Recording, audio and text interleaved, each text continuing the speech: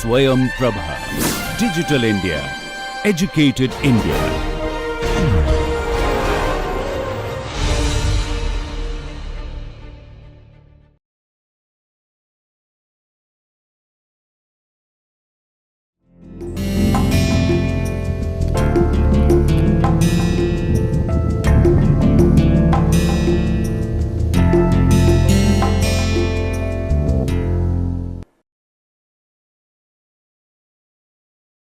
Namaste.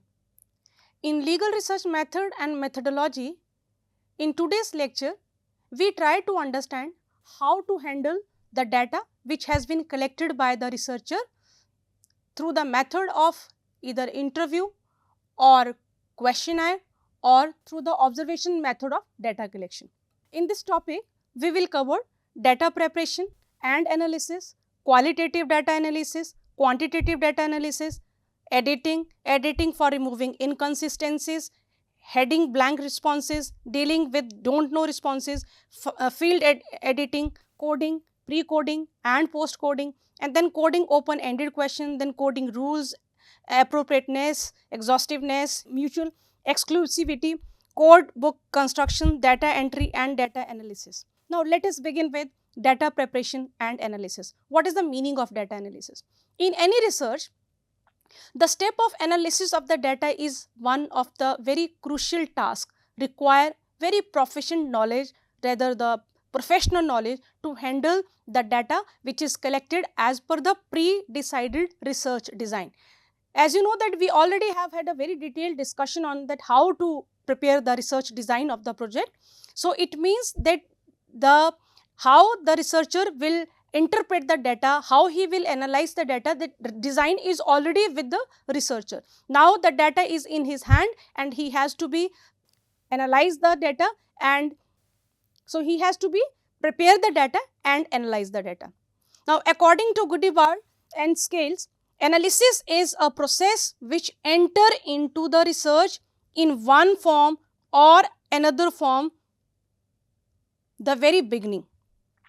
It may be fair to say that research consists in general of two large steps. Now, what are those two large steps the research consists? Number one is gathering the data. So, researcher has to gather the data from the respondent, but no amount of analysis can validly extract from the data factors which are not present. So, whatever the factors are present, that factors can be interpreted by the researcher.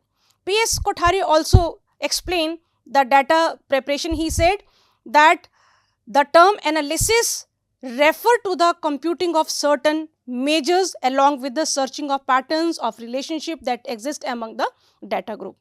So, in this way, researcher try to analyze the data. Now, let us understand qualitative data analysis. What is qualitative data analysis? The aim of the qualitative research is to ascertain the opinion, attitude, behavior, likes or dislikes. Now, the opinion, attitude, behavior, likes or dislikes cannot be quantified. This is qualitative research. The respondent can express his feeling, that how he feel, what is his opinion, what is his attitude. So, we cannot ask the questions like what is your attitude toward one particular situation. Do you like this or you don't like this? So, opinion, attitude and behavior, liking or disliking, the qualitative research try to ascertain this. So, its main purpose is to ascertain how people feel, what they think about a certain phenomena or why they behave in a certain way. So, it means that the main forms of qualitative research is field observation. The whatever the researcher has observed, he cannot quantify that. He can only mention that or he can write a report on that, and that will be called qualitative data analysis. So, content analysis, case study and in-depth interviews, these are the forms of the qualitative research. In these kind of data collection, the data is ascertain the people's behave, their opinion, their attitude toward any specific issue or phenomena. So, in qualitative research, the data collected are in the forms of notes. Now, this we need to be understand very carefully, that qualitative data is always collected in the form of notes. or some form of textual material. So qualitative research, it include basically involve data in the form of words, description or narrative. So in qualitative data analysis, the data is analyzed in the form of either words, maybe in the form of notes, or in the form of descriptive study, or in the form of any narrative or statements which the researcher has framed from this kind of study. So in qualitative data analysis, the goal of the data analysis is to extract the meaning from what the researcher has studied. So what and how something happened, or how something exists, such as how often child abuse occur, how the abuse is affected the victim, or what cause people to abuse the child. All these questions can be answered in the form of respondent's opinion about this situation, right? So in qualitative research, data are not converted into numerical format. This is important. Data cannot be converted into numerical format like the quantitative analysis. Now let us understand that what is a quantitative analysis.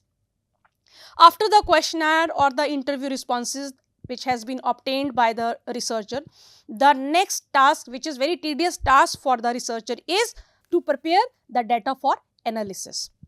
For example, see on your screen, the researcher has completed a survey using 300 questionnaires. How many? 300 questionnaires. Now the survey is of no use. Why so? Because the data in such a format are not convenient for analysis and drawing conclusion from them. So what he is supposed to do?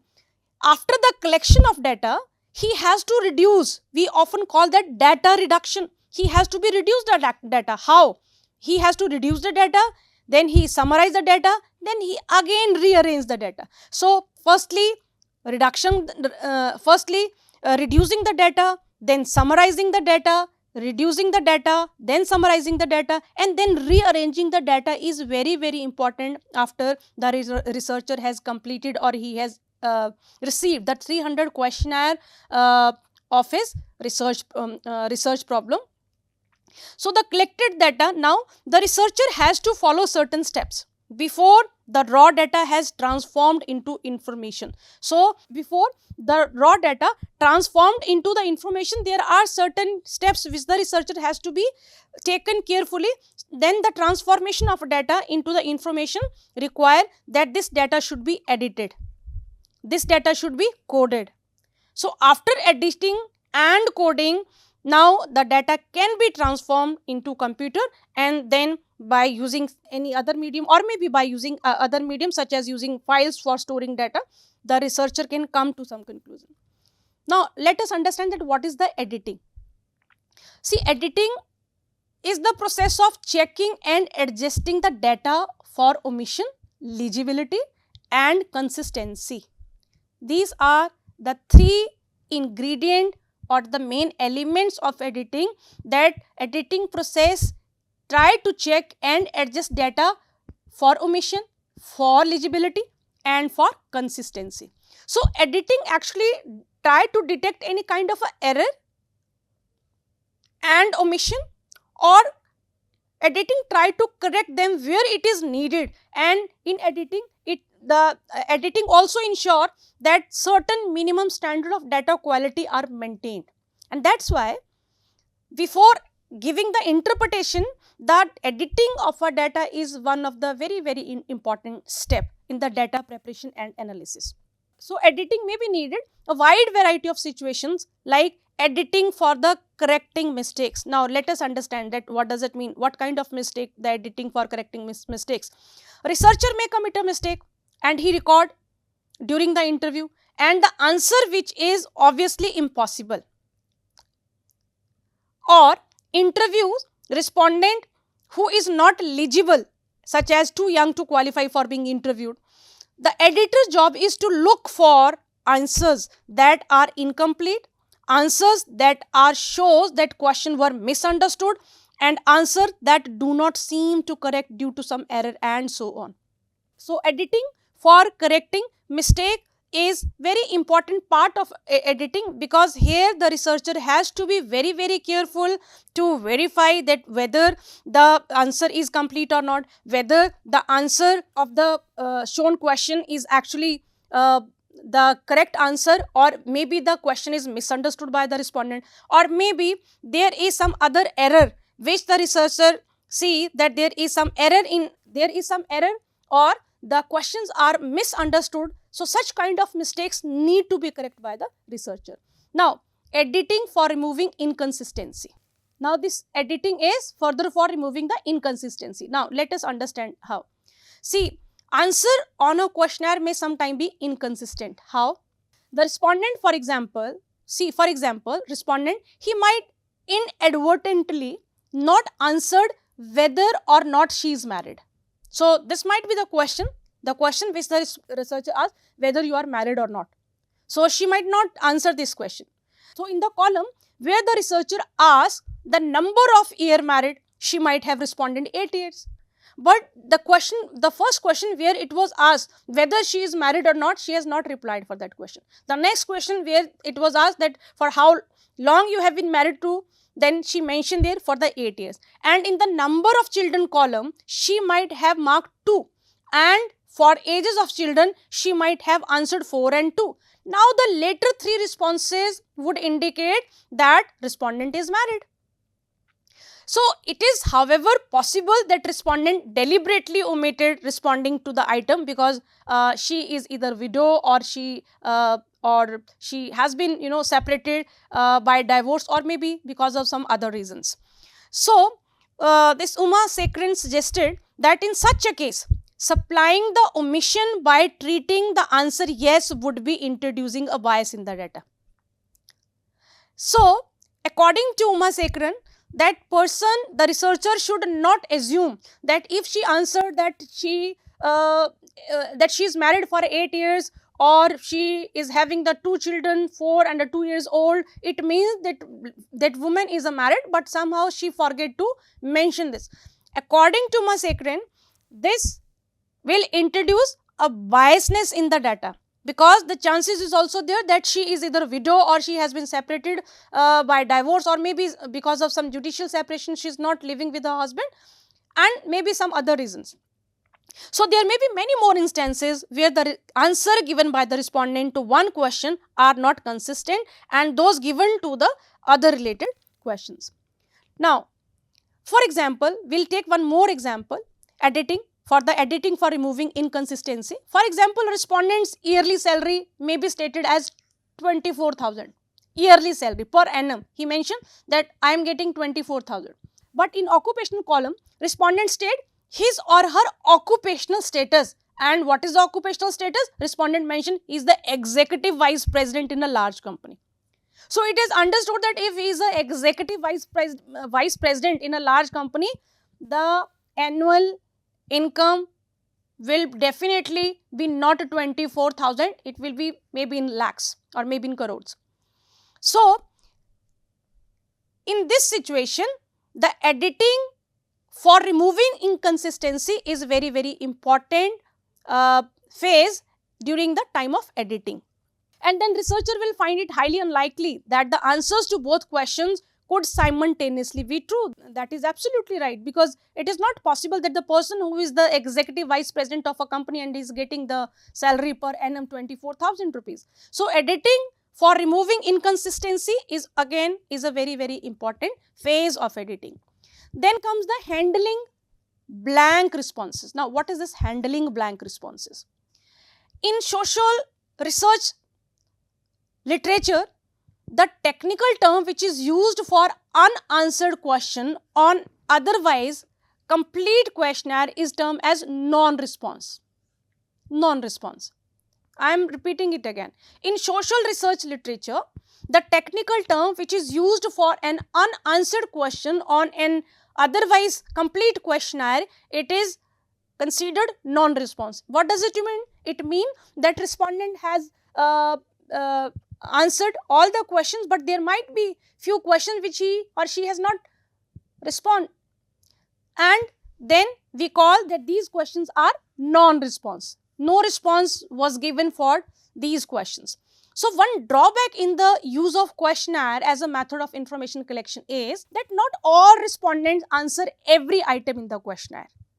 Not all respondents, they answer every item in the questionnaire. So where questions are left answered, the reason is that respondent could not understand the question, or was unwilling to answer, or was simply indifferent to respond to the entire questionnaire.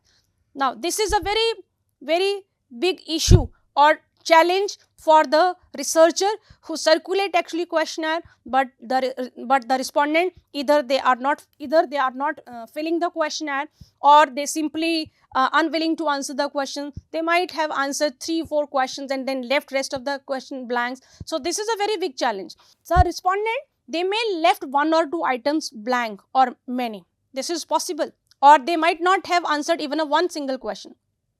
According to Uma Sekran, suggested that if more than 25% or so of the questionnaire has been left blank, more than 25%, then it may be a good idea to discard the questionnaire. And that's why few minutes back I mentioned that if the researcher has collected the questionnaire of 300 respondents, then the job is not done. He has to be done lot of things before he try to interpret and come to any conclusion, or when he try to analyze the data. So if 25% questionnaire left blank, then questionnaire has been, then this questionnaire need to be discarded, and it should not be included in the data set for analysis.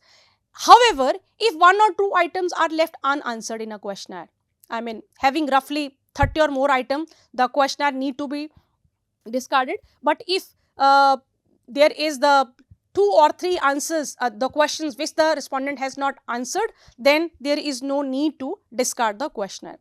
So in social research literature, various methods has been suggested to handle blank answers, and 2 of which seems to be more commonly used. The one is assign the midpoint in the scale for that particular item as the value, and then ignore the particular item during the analysis. So by programming the computer to do this, the researcher can try to finalize that how to handle the questionnaire where the response is not given by the respondent. Next, dealing with don't know responses.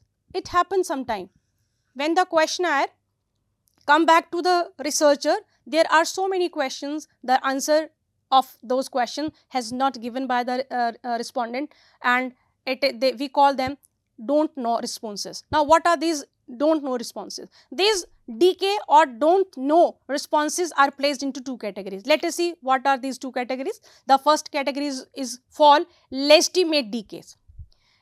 Legitimate decays. Now what is this legitimate don't know responses? When respondent does not know the answer, respondent has no idea about the answer.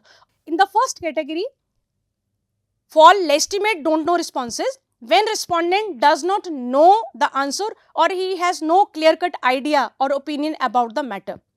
So an answer is also treated legitimate when the respondent simply does not want to answer, such as a question like what is your family income, or what is your job. So few respondents, they don't want to disclose their occupation, they don't want to disclose their family income, and we call these are don't know responses.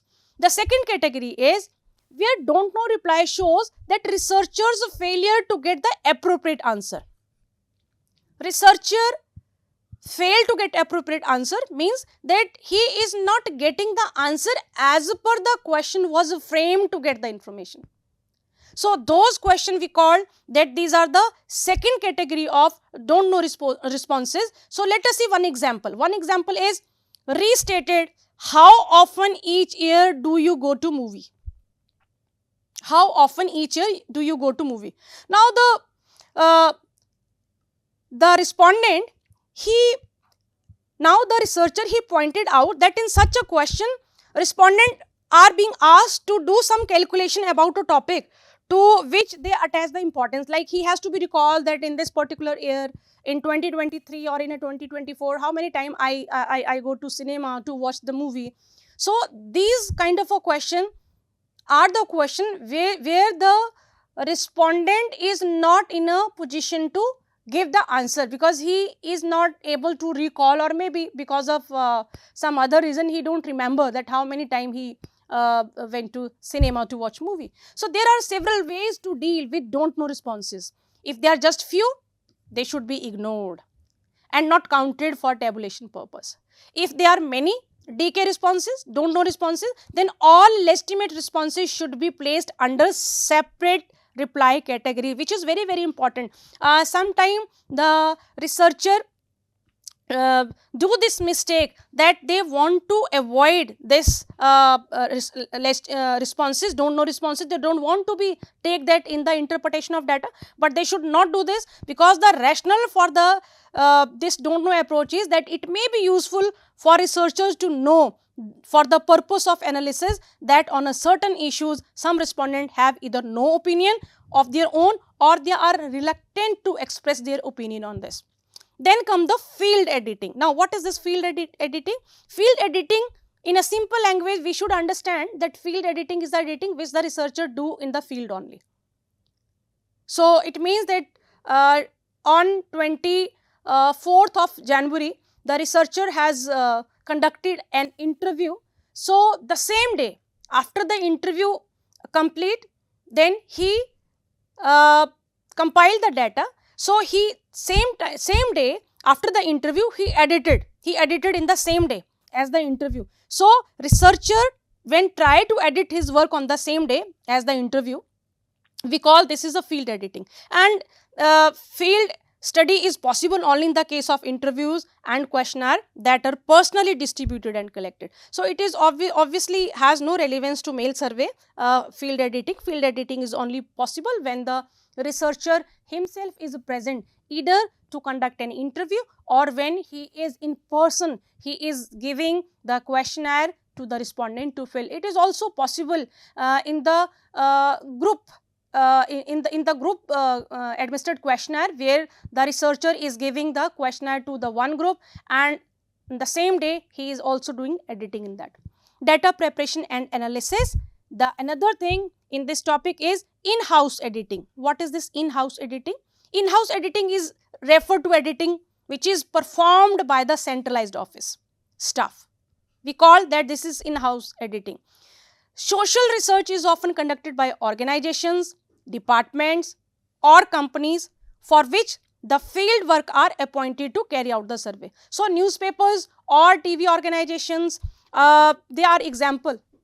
So the purpose of field editing is to check technical omissions such as blank column on the questionnaire. So in this case, the interviewer might have mistakenly omitted to ask questions, or the respondent omitted to answer. So the another purpose to check is if the writing is easily readable, clearly responses that are logically or conceptually inconsistent.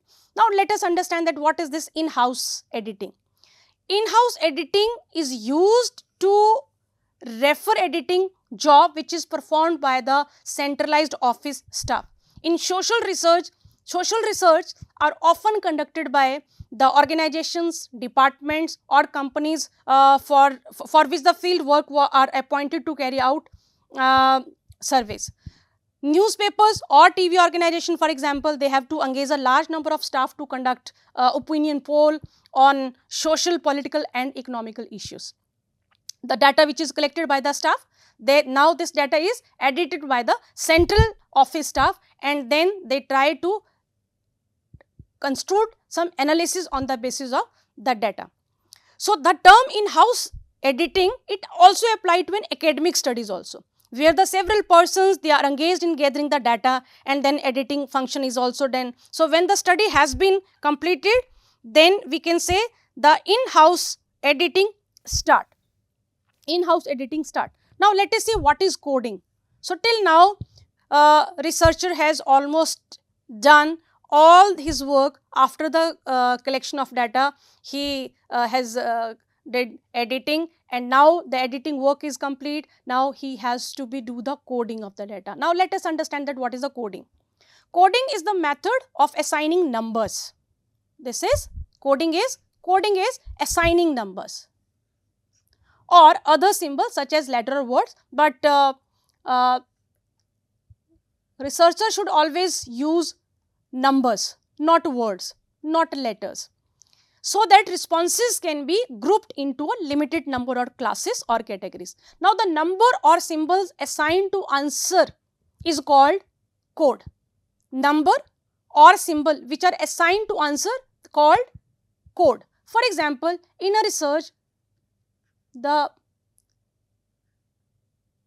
researcher want to know about the gender of the respondent, male or a female. So at the time of compiling the data, researcher gave one number, one code for the male and code number 2 to the female. So this is the coding. So the number or a symbol which is assigned to the answer was a male, the answer was a female. So when the answer was male, the code was 1. When the answer was female, the code was 2.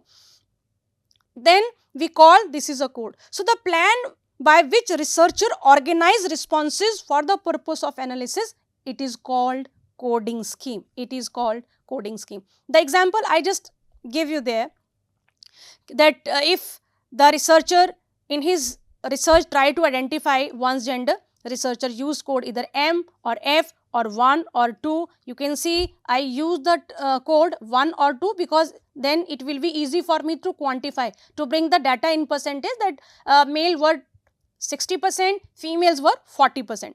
So coding helped the researcher in reducing a large number of replies to a few categories containing the important information which is needed for the analysis. Now what is pre-coding and post-coding? Pre-coding refer to the situation where numeral coding is conducted, and I also emphasize that one should go for the numeral coding when the questionnaire or interview schedule itself is being prepared. Now this is the stage pre-coding where researcher prepare a coding scheme. He prepare a coding scheme for closed-ended questions before the data are collected. So this is exercise which the researcher has to be do before he start collecting data into the field. He has to collect this data before. So he has to do all this exercise the time when he is preparing his research design. That's why the research design, the preparation of a research design is a very, very important part of a research. Now the questionnaire and interview schedules that contain answer codes as well as other data processing instructions on the forms itself are pre-coded. Now what is post-coded? This post-coded refer to a situation where coding is conducted after the questionnaire has been administered and the question answered, or after the interview schedule has been used and responses has been recorded for all the possible responses. So actually the advantage of the post-coding and pre-coding is that post-coding allow the researcher to find out which answer are actually given by the respondent before the coding. So coding for close-ended question and for open-ended question. Now let us see. Coding close-ended question is rather a very straightforward job. I mean, here the researcher has not a lot of pressure in his mind. He already have that research design, and he already had done that coding before the collection of data. So coding for close-ended question is a very straightforward job, and there are relatively few category of question, and the researcher simply assign a different code to each of the category. But in case of open-ended question, coding require a different pattern. A different pattern is required for coding when the questions are open-ended question. Researcher does not limit the choice of the respondent to a limited number of answers, but he allow the respondent to provide any answer he or she thinks appropriate, and when there is a variety of answers for the open-ended question, it is not easy for the researcher to do coding for the open-ended answer. So thus, what type of responses will be provided is not known until the responses to the questions has been received. So open-ended question, certain type of answer may be expected by the researcher. So although in open-ended question, certain type of answers may be expected by the researcher. I just quote you one example for that. For example, the Tibetan refugees in India, they took asylum in the year of 1959. So now in 2024, there is 3 or 4 generations of the Tibetan refugees who are here, and 2 or 3 generations they are born here in India. Now the researcher prepared a questionnaire, and in that questionnaire, the one question was, do you want to go back to Tibet? The answer is yes or no. If yes, why? So this why is definitely has some kind of answer which the researcher know that definitely they want to go back to their homeland, definitely they feel connected with their homeland, definitely they want to be see that from where their forefathers come from. So all these are the answer which may be expected answer, So the numbers of unexpected or unique answer may be very large, and it may be difficult to give code number to each answers. So in response to the open-ended questions, people often say the same thing, but in different words, or maybe in their response are similar. So what is usually done by the researcher is he try to create a well-defined limited number of categories, or limited and group all the similar responses to such categories, and in that way he try to do coding of the open-ended question. So in case of the open-ended question, the researcher try to develop a coding scheme that does not require a separate code for every respondent or case. Now let us see what is the coding rules. So when researcher try to do the coding, what are the coding rules? Certain coding rules are, the very first is appropriateness. Researcher should decide what type of information is necessary for the purpose of the study. See example on your screen.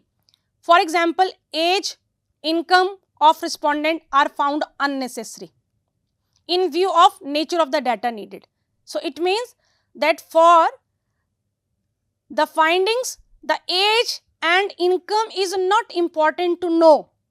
So respondents' age and income is not necessary or is not important to know in view of the nature of data which is needed by the respondent, and that's why there is no need to create a category for them for coding. So it means that researcher will not going to create any code for the age or for the income. Exhaustiveness. Now what is this exhaustiveness? The coding category should be exhaustive in the sense that they should be provided for all subject or object of the responses. All subject and all object for the responses. So the coding category should be exhaustive in the sense that all such responses as may be useful for the research purpose should have separate coding category. Then comes the mutual exclusivity. What is this mutual exclusivity? Mutual exclusivity is another rule that coding categories should be manually exclusive and independent. Means researcher should take care to see that there is no overlap between the categories. So that subject or response can be placed only in a one category. And that's why the general practice of categorizing persons as male, female is an example for mutually exclusive categories. Now then, researcher has to create a code book. How the code book can be created? We call that code book construction. So researcher commonly prepare a code book, or we also call that a coding scheme, which specify all the items included in the data collection, such as interview schedule, then other necessary information. So in this code book, there is a list that is used by the researcher as a guide to make data entries less prone to error and more efficient. Let us see, have a look on the code book construction. Let us have a look on the code book construction. See, these are the items, these are the variable names, these are the variable level, value level and position. This is a code book. This is a code book which is constructed by the researcher. The question is that what is the offender's relationship with the victim? Now he will mention the relation. He will mention the relation here. relation to the victim, whether what is his status, whether he is a married or not. So, offender's name, offender's year of birth, how many prior arrests, what is the offender's gender, like all this, male, female, name, prior arrest, like this, year of birth. So, this is the code book construction. Now, it is a time to enter the data.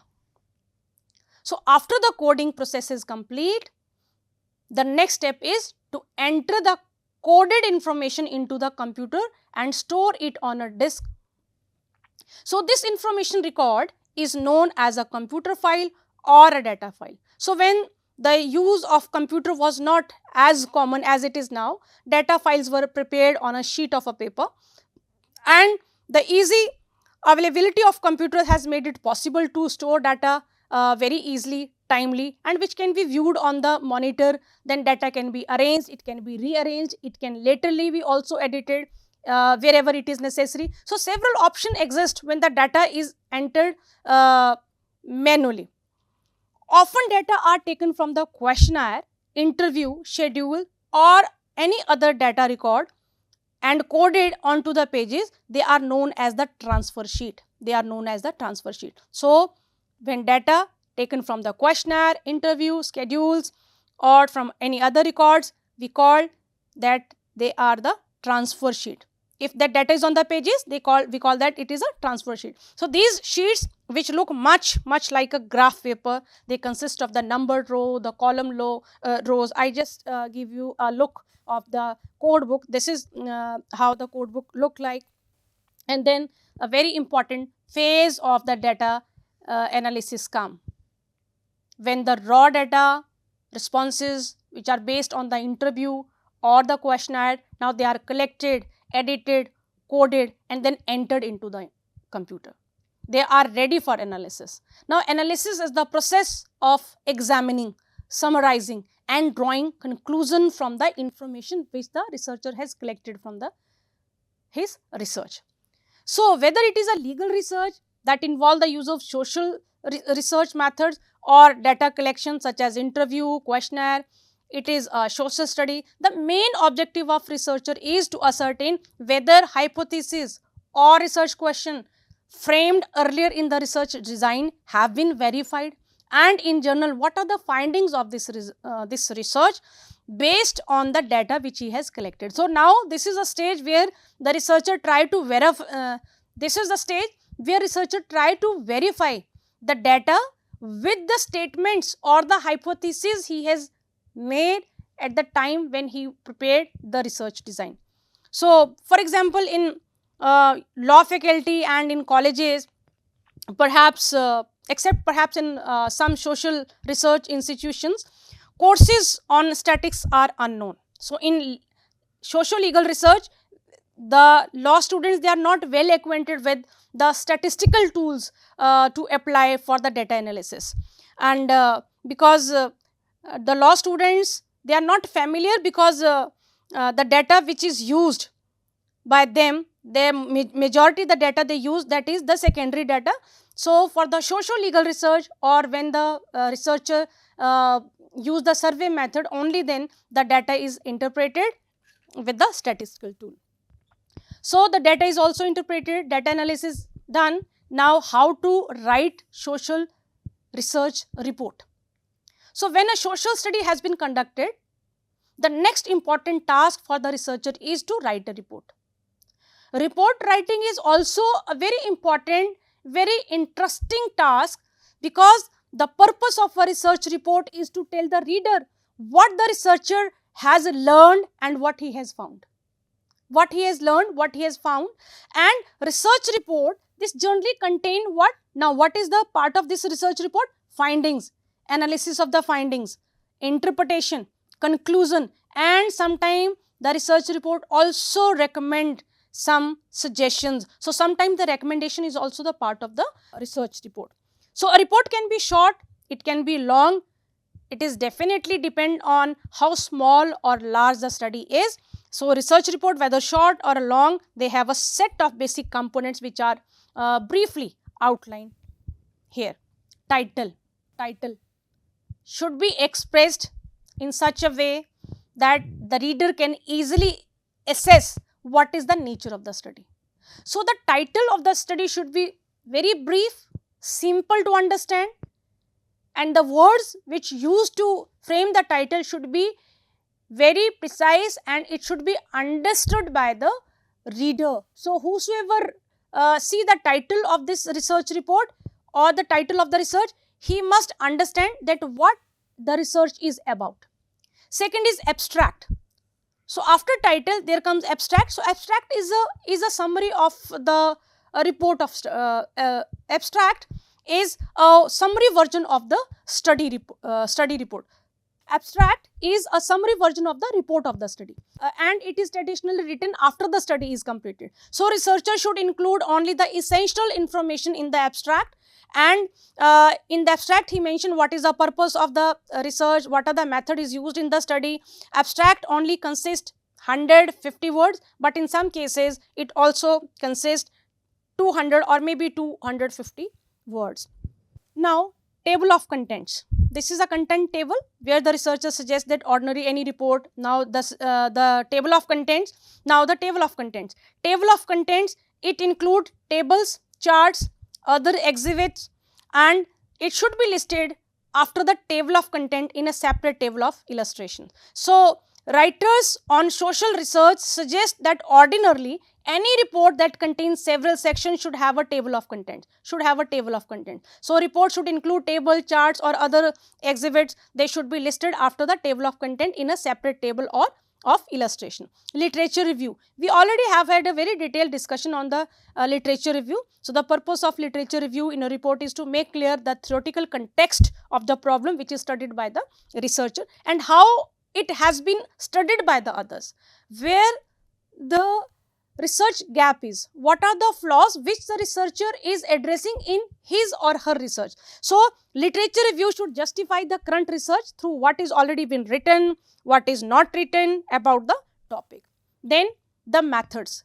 Now, this is also very important, especially in the socio-legal research. The method is a very, very important part. So, the research report mention the methods. Now, the purpose of this section in the report is to describe and explain. Researcher is describing and explaining what procedure the researcher will use for socio-legal research. Literature shows that researcher generally present in their report an outline of the research design. So, the population covered by the study, the type of sample selected, the techniques or the tool which are used by the researcher for the collection of data, all these things are the part of the method. All these terms or all these things, they are the part of the method. So, technique which is used in sampling, methods of data collection, all these are the part of the method. And method also examine what practical difficulties and ethical consideration influenced their selection for the method which is used. So, where research involve a field study using observation as a method of data collection, researcher usually give in sequence wise explaining how they gained entry into the selected population, how they met and developed the relationship with the informant, and how long they were there in the in that settings. So, researcher also explain whether the researcher also explain whether the information collected is researcher also explain whether the information collected is based on the researcher's or informant's point of view. He described the methodological steps in the research. So, if the data were collected through interviews, researcher should explain who were the respondents, how many persons were there. We discussed yesterday that what was the universe of the study, and from this universe what was the sample, he has to be mentioned this.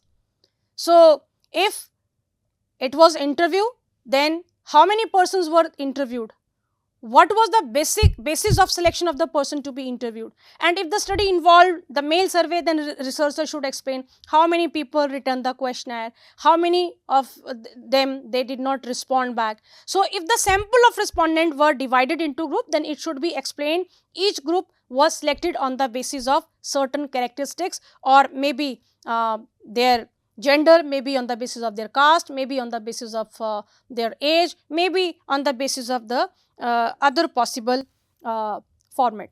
Now, what are the findings? Now, the most important part of a social research is the finding section.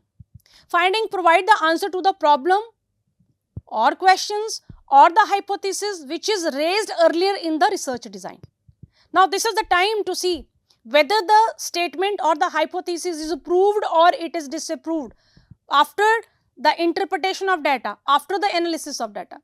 So, in the finding, it involved quantitative data analysis. Maybe researchers generally use tables in finding, charts, maybe he used the graphs to explain the findings.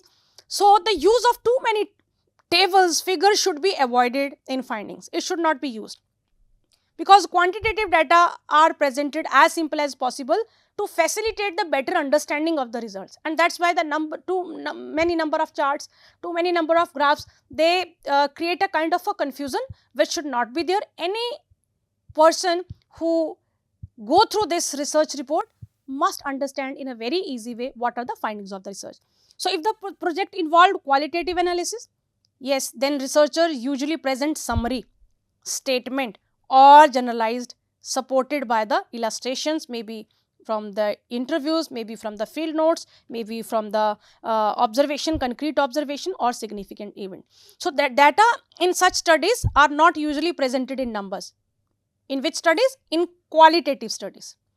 However, the data should be used in the same way by organizing the data around the thesis of the report and then presented to support argument. So, data should be include only the most important aspect and need not to include each and everything researcher has collected. It should be very precise and it should be only related to the research questions and hypothesis of the research.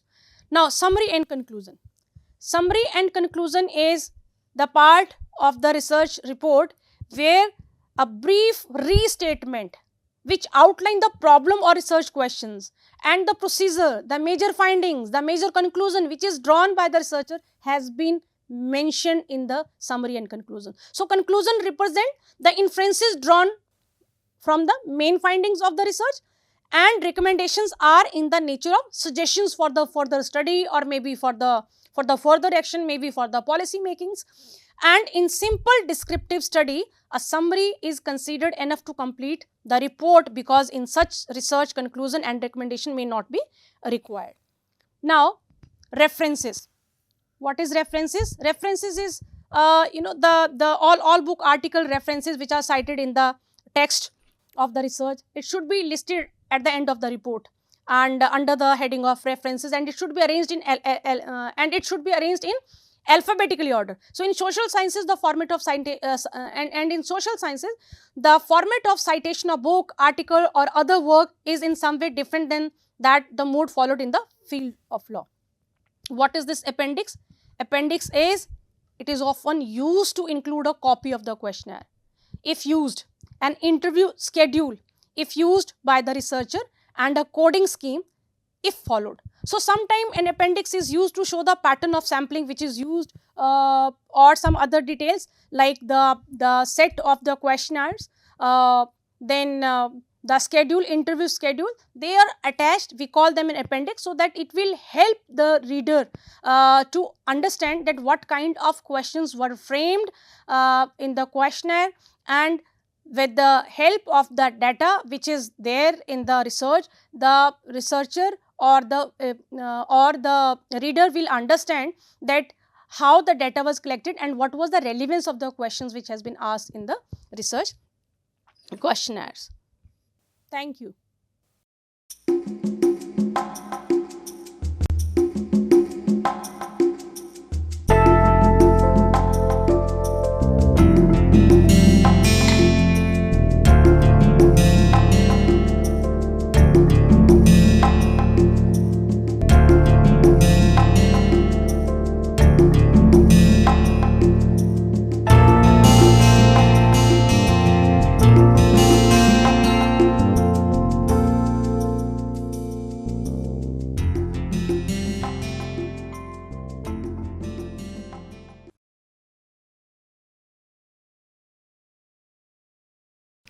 Hi, I'm Chitwan Lalji, a PhD student of Health Economics under the supervision of Dr. Debyan Pakrashi from the Department of Humanities and Social Sciences, IIT Kanpur.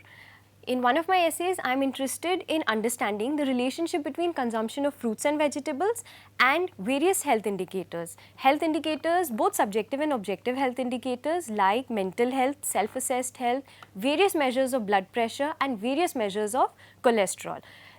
Measures of blood pressure like systolic and diastolic BP, you have your incidence of high BP, MAP and incidence of high MAP. And as far as cholesterol is concerned, I have tried to concentrate more on total cholesterol, good cholesterol and incidence of high cholesterol. Now before I go on to what have been my major contributions and various policy implications, I would like to briefly tell you about the policy initiatives of WHO and various countries. The WHO, that is the World Health Organization, it started with a campaign of 5 a day. That is, you should have 5 portions of fruits and vegetables per day. That would be approximately, you could say, 400 grams of fruits and vegetables. Now, a portion, before we go further, I'll just tell you what exactly is a portion. One portion is equivalent to a medium-sized apple, or one small glass of fruit juice, which is approximately 150 milliliters, and maybe 3 teaspoons of vegetables. So, the WHO went with the 5 a day campaign, which was further taken up by various countries. Countries like UK, Netherlands, Germany, Norway, they adopted the 5 a day policy, while some went for expansionary dietary policies like France, Australia, Canada, Denmark. So, for example, Australia, it went for 2+5 policy, in which it said that you should consume 2 portions of fruits and 5 portions of vegetables per day. And USA went for a policy of fruits and vegetables more matters. That is, you must consume more and more fruits and vegetables. Now, irrespective of these expansionary dietary policies and dietary propagations, it has been found that only 28% of women and 25% of men, they actually meet the recommended dietary norms of 5 a day portion. So, the major contribution of my work is firstly to find an association between fruits and vegetables, whether there exists a relationship between fruits and vegetables and health indicators, and if they exist, whether due to heterogeneity in the data, so I will be doing it according to age, by gender and by your weight. So, apart from that, I will go for policy recommendations, in which I am basically studying how much fruits and vegetables matter. Apart from that, which type matters more. So, for that, I have taken data from the Health Survey of England. Health Survey of England is an annual survey which takes data, which conducts information regularly on demographic and socioeconomic characteristics. You have your lifestyle behaviors like an individual smokes or doesn't smoke, alcohol consumption, you have your sedentary and physical activities, and you have various health indicators also which have been collected. Before I go on to what exactly is my research, I would like to concentrate more on fruits and vegetables, like what kind of questions were asked in the survey. Questions like, what kind of fresh fruit do you eat? Did you eat any dried fruit yesterday? Don't count dried fruits in cereals, cakes. Apart from that, for vegetables, they asked how many tablespoons of vegetables did you eat yesterday? So, approximately after this whole survey was conducted, data was converted into portions of fruits, and like for example, 3 tablespoons of vegetables is equivalent to 1 portion. So, data was converted and provided to the users, that is us, from the UK Data Health Survey. So, the major contributions of my paper is that I found a strong negative association between intake of fruits and self-assessed health, then various measures of blood pressure like mean arterial pressure, high blood pressure, systolic and diastolic BP, and your total cholesterol. Apart from that, I have found a strong positive association between consumption of vegetables and good cholesterol. So, it is recommended in a way that if you want to control your blood pressure, you must consume more and more fruits. And as far as vegetables are concerned, they impact your good cholesterol. Apart from that, I went in for a falsification test. A falsification test is basically conducted to know whether the model that you have adopted and the conclusions that you are drawing are not spurious. So, if a falsification test is done to know, in a way it is tested by seeing an indicator, a health indicator, which is not being impacted by your consumption of fruits and vegetables. And then we see whether there is significant result or not. If there is no significant result, that means your model is good and your results are non-spurious. So what we did is, for falsification test, we took ear complaints and infectious diseases. Now ear complaints, like if you are deaf since birth, or you have some kind of imbalance, body imbalance, that is not being impacted by your consumption of fruits and vegetables. And we did find insignificant results. Apart from that, infectious diseases like HIV, AIDS, etc., we found similar insignificant results, indicating that our results are not non-spurious. Apart from that, we went, since there was a lot of heterogeneity in the data, like by gender, by age and by weight, we did the regression analysis. We found results which stated that as far as fruits are concerned, it impacts a male's health more than a female's health.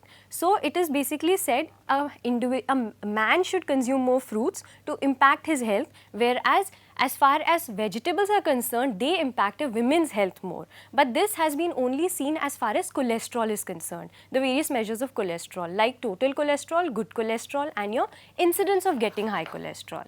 Now after this, we went in for a policy implication, and in the policy implication we tried to find two policy implications: what matters and exactly how much portion matters. So as far as how much portion matters, we have found that on an average 5 or more portions of fruits impact your overall health, that is your self-assessed health, your MAP, your incidence of high MAP and incidence of high BP.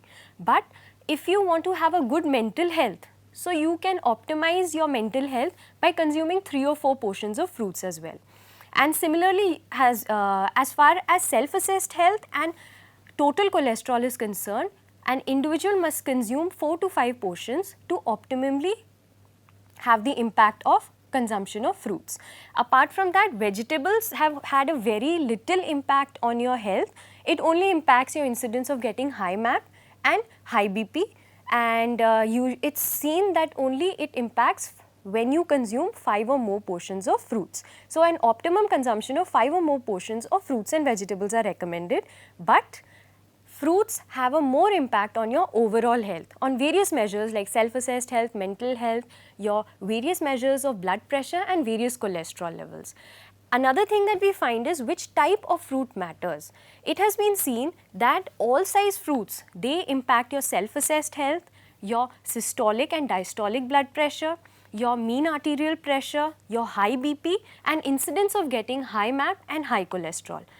But we find that as far as frozen fruits or canned fruits are concerned, they help in regulating your incidence of getting high MAP or high BP, but it has a trade-off. That means there is something negative happening. It reduces the good cholesterol in your body.